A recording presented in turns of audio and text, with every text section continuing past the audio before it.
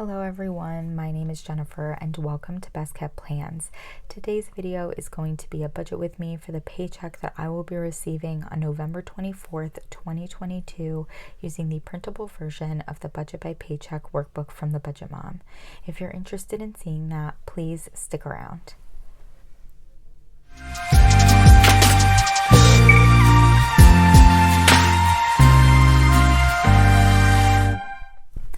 Okay, so we are in November. We are budgeting for my second paycheck in November. It is my paycheck that I will be receiving on November 24th. But November 24th is Thanksgiving.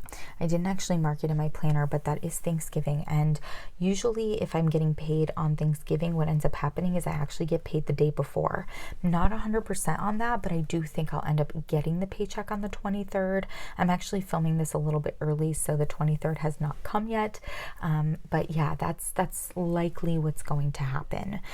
We do have some bills in the month of November to budget with for this paycheck, as well as I believe the month of December, sorry, and then also savings challenges to contribute to. So let's move forward to my paycheck budget tracker for this paycheck. We are going to zoom on in and we're going to start in the income section as usual. So I budget my income to be $3,000. That's actually going to be changing, and I'm not sure if we'll notice it in mid-December, or if we'll notice it in January, but I did just have my annual review at work. I did get a raise, so it does usually take like a pay period or two for that to kind of go into effect. So I believe it's going to go into effect maybe mid-December, but it could be January. So until then, we will continue budgeting my income to be $3,000. My bills for this pay period are not extensive. I basically have my church contribution for $20, my rent for December, which is $600, Spotify, which is $11, and then I have been making monthly donations to different charities throughout 2022. I do try some months to make it interactive, and so you can actually head over to the community tab here on my page and you will see that I have a poll listed for you to help me decide what charity I want to contribute to for November 2022. I also post the same poll on my Instagram, and so I average the votes between the two, and that's how I decide what charity is going to get my donation. If I add all of my bills up together for this paycheck, it does equal $731. And if I subtract that from the $3,000 I'm budgeting my income to be, we are left with $2,269. Next, we're going to go down to the envelope section or variable expense section of the paycheck budget tracker. This is where you budget for things you know you have to spend money on but don't have a set amount. For me, those things are groceries, eating out, gas, and miscellaneous. I always have the same variable expenses and I always budget the same amounts for them. That's just what works for me and my budget and my lifestyle, but certainly other people might have a little bit more fluidity in this category. So for me, groceries, I'm budgeting $200, eating out, I'm budgeting $75, gas, I'm budgeting $75, and then miscellaneous, I'm budgeting $150.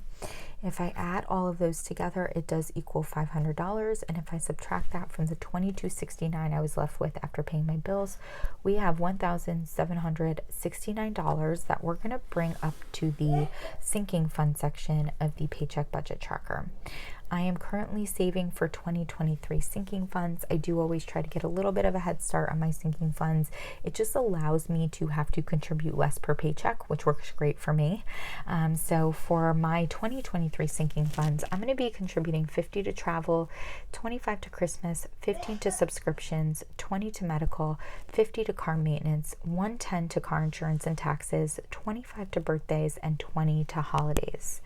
All of those added up do equal $315, and if I subtract that from the $1,769 I was left with after paying my bills and contributing to my variable expenses, we have $1,454. Now, I am actively trying to both save for a home and pay my car off more quickly. I purchased a car in June 2022. It is not my only debt. I also have student loan debt, but for me, paying off my car loan is just more of my priority because I'm concerned it might have more of a negative impact on me getting a mortgage when I do purchase a home. So I'm paying that car. I'm trying to make extra payments to that car loan. I'm also benefiting right now from having my work make some payments on my student loan debt for me, which is really exciting. It's a newer program they have. So I am not budgeting right now to pay towards my student loans, but I am getting money put towards them. So that's pretty exciting.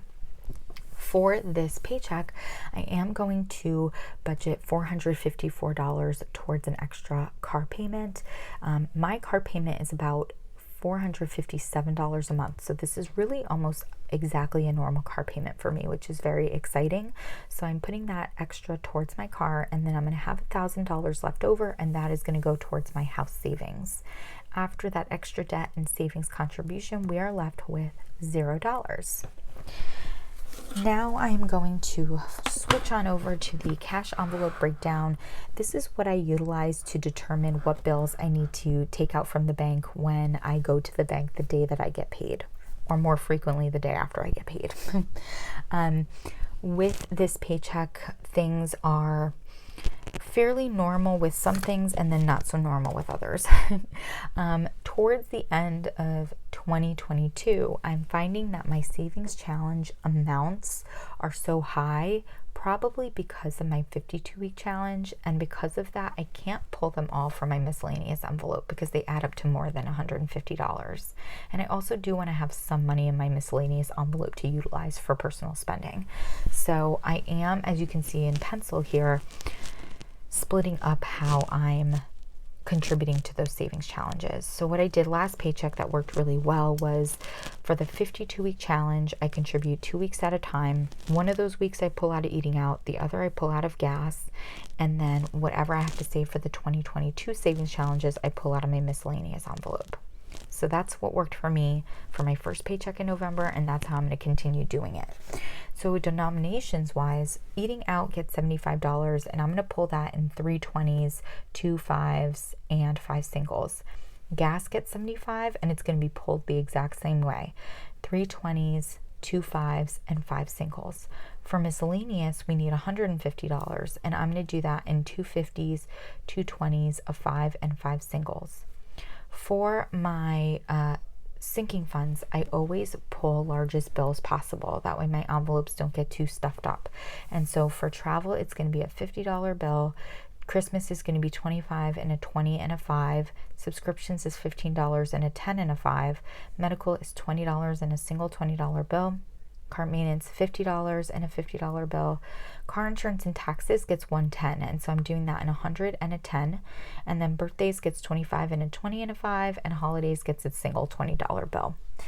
When I go to the bank, I will have to pull out $615. That's what all of this adds up to be, and that's what we will be stuffing when I post my cash envelope stuffing on Saturday. That is it for my budget for the paycheck I'm receiving on November 24th, 2022, possibly November 23rd, depending on what my work ends up doing. I hope you enjoyed this budget with me. If you have any questions about how I budgeted with this paycheck, how I budget in general, how I use a budget by Paycheck Workbook, please do not hesitate to put them down below. And as always, everyone, please be safe. Bye-bye.